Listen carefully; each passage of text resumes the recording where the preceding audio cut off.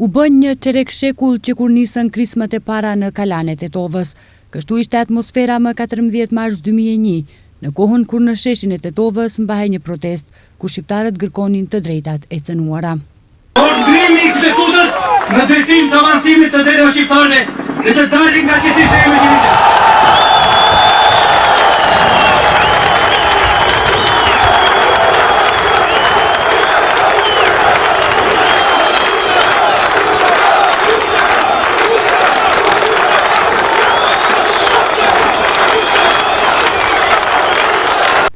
Këtë të shtunë, në 25 vjetorin e krismave të para, Kalaja e Selcës tradicionalisht mirëpriti pranverën e dinjitetit. Familjar të dëshmorëve, ish ushtar të UÇK-s, qytetar, krerë të shoqatave të dala nga lufta dhe qytetar të ardhur nga fshatrat e Malësisë dhe qytetet tjera të vendit, kujtuan të gjithë luftëtarët dhe dëshmorët e luftës vitit 2001, të cilët luftuan deri në frymën e fundit për të drejtat dhe liritë e shqiptarëve në Maqedoni. Ish komandanti i brigadës 112 Hazbilika tha se lufta e vitit 2001 solli marrëveshjen e Ohrit, e cila sipas tij edhe sot nuk po zbatohet siç duhet. Ai theksoi se kjo marrëveshje i ka themelet mbi gjakun dhe amanetin e dëshmorëve të vitit 2001. Asnjëherë nuk mund të themi se sot ka përfunduar një proces dhe ka përfunduar një amanet. Gjithmonë amaneti i dëshmorëve do të na ndjek hap pas hapi, nga do që shkojmë dhe çfarëdo që bëjmë.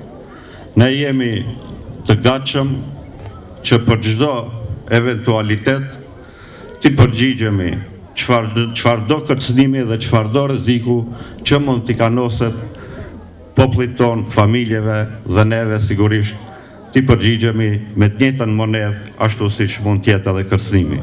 Ndërsa Bedrilla Pashtica, komandant nga Kosova, tha se sot klasa politike në të gjithë trojet shqiptare duhet të bashkohet për të mbrojtur interesat të përbashkëta për të cilat, sipas tij, brez pas brezi është luftuar. Duhet të dimë edhe sot të bashkohen, sidomos klasa politike, duke lënë me një anë natët primitive, karshi interesave të përgjithshme për të cilat brez pas brezi punuan, luftuan, që sot ne të jemi krenar në vendin tonë. Le të kuptojnë secili se përgjegjësia bjen mbi të gjithë ata që për interesat e ngushta dëmtojnë interesin qytetar. Sot na mungojnë shumë bashkëluftëtarë që ishin së bashku në vijat e para të frontit. Sot po na mungojnë edhe ata që po mbahen nëpër burgjet padrejtësisht, e sidomos nga gjykata e Hagës që u krijua me akuzat e fabrikuara, shpifje, njerëz të ligë dhe të manipuluar nga çarqe të ndryshme që nuk ja dojnë vendin, që nuk ja dojnë të mirën vendin. Në këtë vit jubilar të krismave të para, organizatorët kishin përgatitur një program të begatshëm kulturo-artistik, me këngë valle që pasqyronin frymën patriotike të ngjarjes.